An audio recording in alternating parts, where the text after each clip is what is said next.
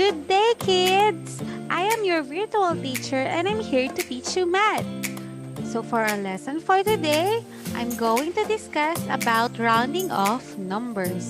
So before we continue, let's have a review.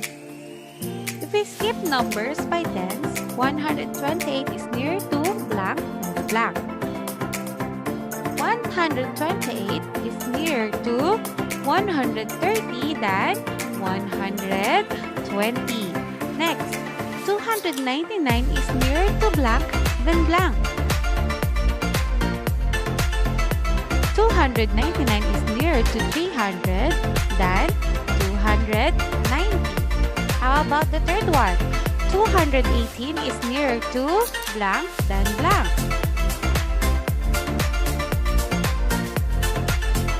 218 is nearer to 220 than 210. Very good. Let's proceed to our next review. If we skip count by 100s, 432 is nearer to blank than blank.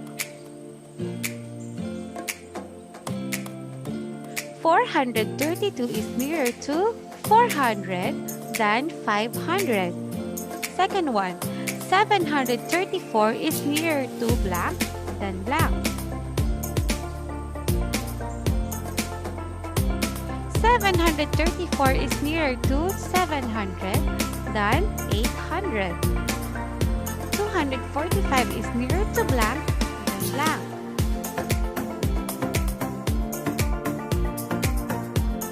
245 is nearer to 200 than 300. Now, let's proceed to our lesson. How do we round off? Do you have any idea? Okay, we have two general rules in rounding off. So, rule number 1. If the number you are rounding is followed by 5, 6, 7, 8, or 9, round the number up. So, for us to understand clearly, I have here an example.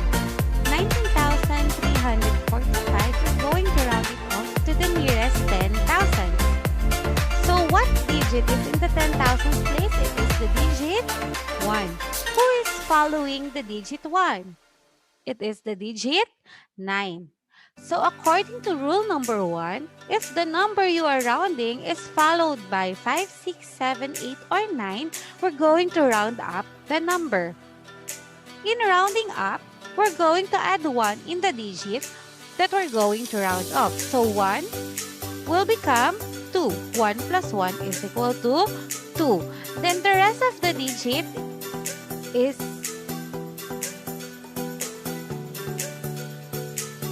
the rest of the digits in the right will become 0. So when we round off 19,345 to the nearest 10,000, we got 20,000. Okay, another example, 27,515. We're going to round it off to the nearest thousand. So who is in the thousands place? 7 is in the thousands place and 5 is following 7. So again, according to the rule, if the number you are rounding is followed by 5, 6, 7, 8, or 9, round the number up. So we're going to add 1 to 7. But before that, we will write first the number in the left side of 7, which is 2. So 7 plus 1 will become 8, and the rest of the numbers will become 0. So if we round off 27,515 to the nearest thousands, we have 28,000. Now let's proceed to our rule number 2. If the number you are rounding is followed by 0, 1, 2, 3, or 4, round the number down.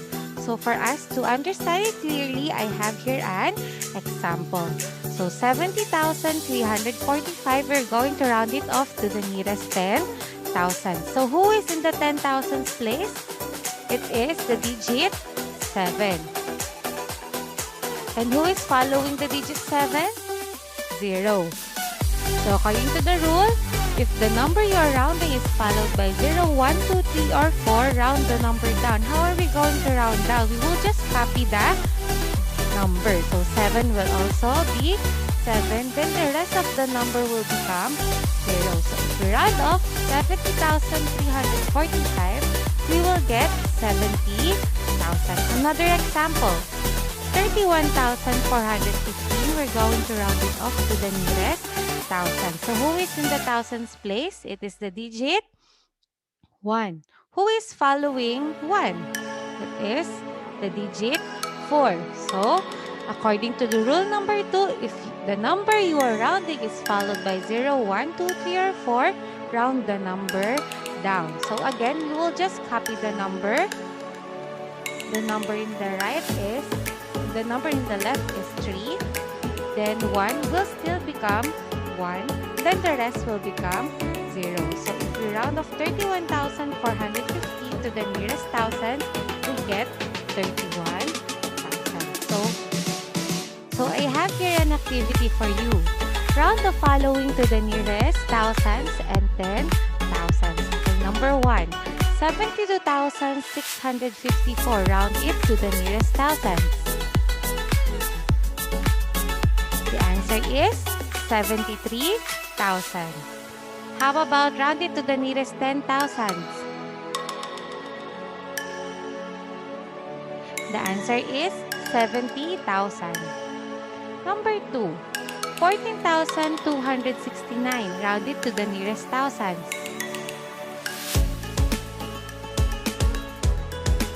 The answer is 14,000. Round it off to the nearest 10,000s.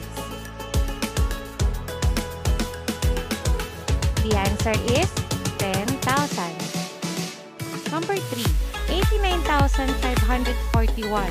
Round it off to the nearest thousands. The answer is 90,000. Round it off to the nearest 10,000. The answer is 90,000. Number 4, 40,587. Round it off to the nearest thousands. The answer is 41,000. Round it off to the nearest 10,000s. The answer is 40,000. Number 5, 35,578. Round it off to the nearest thousands. The answer is 36,000. Round it off to the nearest 10,000s.